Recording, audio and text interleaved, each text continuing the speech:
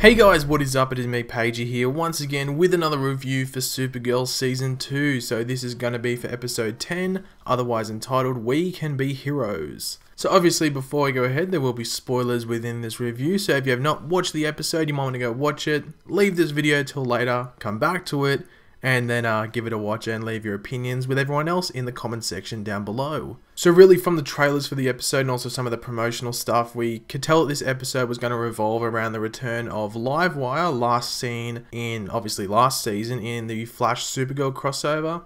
And then also focusing on Mon-El debuting as a hero of sorts. You know, just getting those first steps into being the superhero that he wants to be. Now, I actually really did like the opening training montage with Mon-El and Supergirl. Like the fact that it included the training orb thing that we saw in the second version of Superhero Fight Club just before these seasons came back. Like, I thought it was interesting that they decided to use that fighting orb in that Superhero Fight Club video, and I was like, oh, okay, that's a bit random. But now that we're seeing in Supergirl, I think, okay, that is something that the DEO would come up with, so I think it makes sense now. You did get a bit of a Flash vibe, if you want to call it that. You know how Cisco usually sets up the cardboard cutouts of either heroes or villains or just the general public for all the different heroes to train with, so a bit of a Flash nod, if you want to call it that. Now, throughout the story, obviously I said the episode earlier on revolved around Livewire as well as Mon-El. Well, M'gann actually had a big sort of story along with J'onn throughout this episode. Obviously, she was having these psychic attacks, and then J'onn J'onzz had to have this bond with her. And we got this really nice moment between the two where J'onn goes into this obviously a psychic connection, where M'gann is back in her previous state and doesn't really know what's going on, but obviously J'onn has all the memories of what's already happened. They sort of had given a hint to her backstory, but in this one they go a bit more in depth, which I really did like. And obviously towards the end of the episode with M'gann and J'onn, she does reveal that due to these psychic attacks, the other White Martians know where she is. So the White Martians, are coming, and that's actually going to be involved next week, but we'll get, we'll talk a bit more about next week towards the end of this video. Now, I have seen throughout the comments as well as just social media in general that Mon-El seems to be a bit of a divisive character. Some people find him really cool.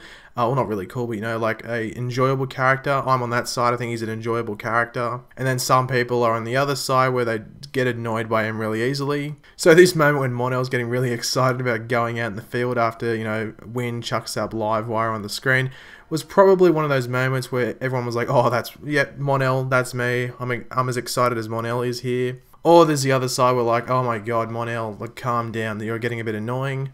But as I said, I'm on the side that sort of enjoys Mon-El, so I was on his side about how excited he was getting. I thought the first showdown against, quote unquote Livewire, within the National City Police Department with all the superheroes, with Mon-El making his superhero debut, I thought that was really well done. I thought the action scenes were pretty cool. But I guess one of the big things that happens within this part, there actually is two things, I guess. The first one is obviously when Mon-El goes against Kara's orders in turn so he can protect her from possibly being killed. But because he does this, he leaves the the police officers that he was protecting unguarded, which in turn makes the Guardian have to protect them and actually get knocked out, which, keeps going down this cycle. It's like a snowball, which then leads to Kara taking off his helmet because this Guardian dude's been running around. No one knows who the Guardian is.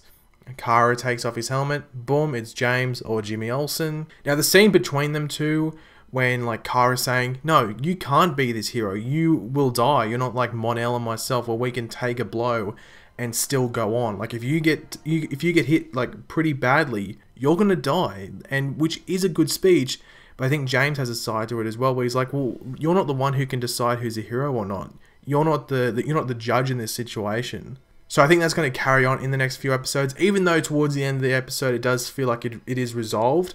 Kara isn't still obviously not on board with it, so I think it's going to be a storyline that might not be in the next 2 or 3 episodes, but throughout the rest of the season it will keep developing. Now, I thought this was actually a really good thing about this episode when we find out that Livewire was taken from prison and that she wasn't broken out. She was knocked out and taken from that prison, and she was used to create those other two people who took on Supergirl and Mon-El earlier, and I had no idea.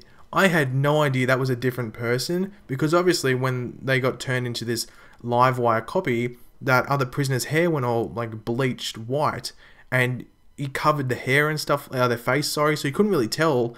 So it was a really nice twist, even though it did have like the cliche mad scientist having powers as well.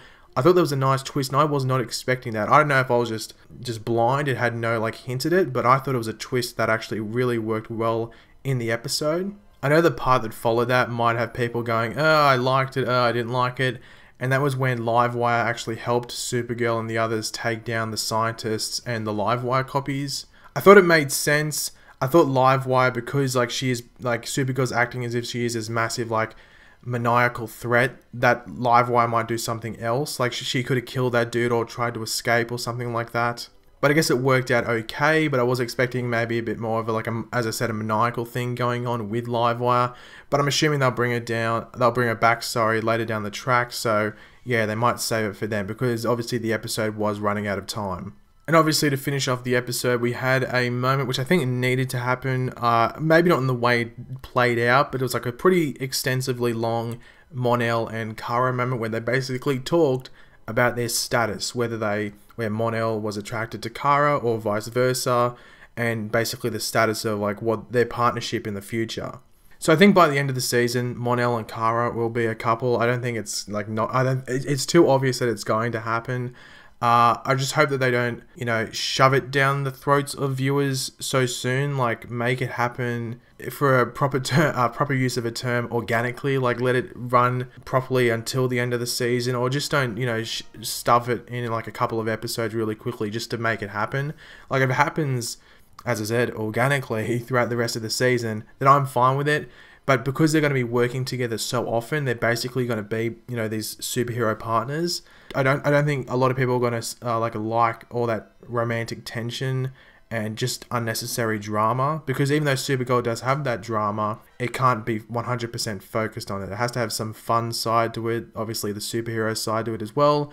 So hopefully it's done well. I think this was just a moment to sort of kickstart that, and maybe they won't visit that romantic stuff for another couple of episodes. But at the moment, I have no real problem with it. It's not like Jimmy and Kara last season, where it was just, oh, stop this now, please, stop it, it's not working. It's not like, I think Mon-El and Kara actually do work. But yeah, we'll have to wait and see how it plays out for the rest of the season.